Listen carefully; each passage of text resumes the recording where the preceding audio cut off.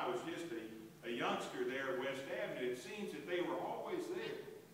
I mean, you could count on them. You could count on them to be early. Claude was always early.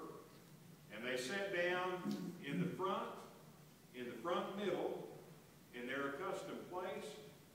And when they miss services, you better go check on them because something's happened.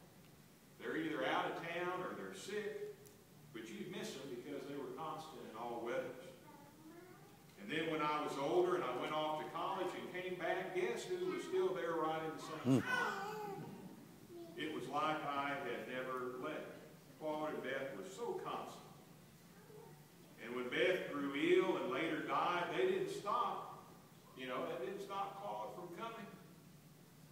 Claude loved his wife, no doubt about that. He loved God. He was going to keep doing what he'd always done.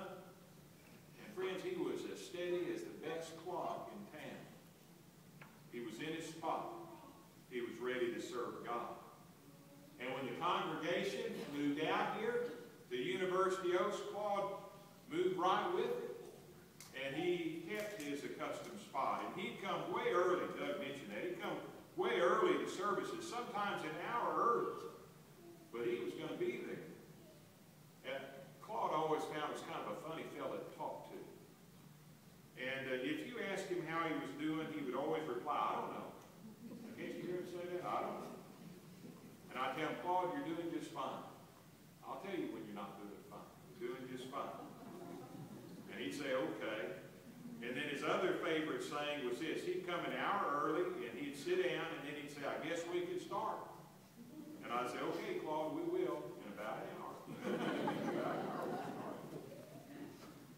And you can tell he really liked the camera club. You know, it's the kind of thing when a fella has a passion like that, it just comes out, you know, in the conversation that you have. So he certainly